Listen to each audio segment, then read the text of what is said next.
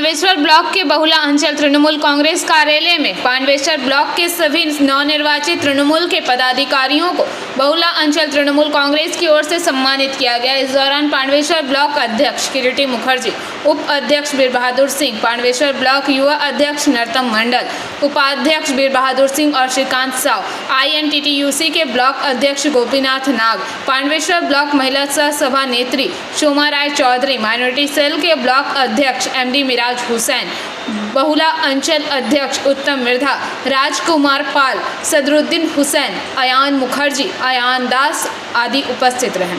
हम लोग को बुला के इस अंचल में दिया। खासकर मैं इस अंचल का मैं स्थानीय कार्यकर्ता हूं। आप लोगों ने जो बुला के हम लोग को सम्मान दिया, ये सम्मान हम लोग के माथे पे ऋण बनता हुआ जा रहा है।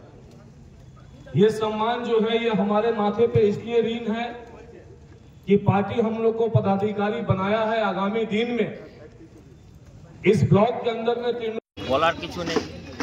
আমাদের মাননীয় মুখ্যমন্ত্রী মমতা বন্দ্যোপাধ্যায় এবং দলের সর্বোচ্চ নেত্রী মমতা বন্দ্যোপাধ্যায় এবং আমাদের সেনাপতি সর্বভারতীয় সাধারণ সম্পাদক অভিষেক বন্দ্যোপাধ্যায় আমাদেরকে যে নির্বাচিত করেছে, আমরা থ্যাঙ্কস এবং ধন্যবাদ জানাই তাদেরকে যে আমাদেরকে আবার কাজ করার সুযোগ করে দিলেন, যে আমরা আবার মানুষের কাজ করতে পারবো এবং দলের হয়ে কাজ করতে পারবো, সেটা সুযোগ করে দিয়েছেন। তার জন্য ধন্যবাদ। আমরা এই পুজোর মৌসুমে সবাই আমরা একসাথে মিলিত হয়েছি এবং তার সেইখানেই আমাদের সম্বর্ধনা সভা করলেন। কিছুদিন আগে পান্ডেশ্বরের শুভেন্দু অধিকারী এসেছিলেন, উনি বলেছেন তৃণমূল কংগ্রেস সরকারে মহিলা সুরক্ষিত নাই। কি বলবে এর নিয়ে? তৃণমূল কংগ্রেসের মহিলা তৃণমূল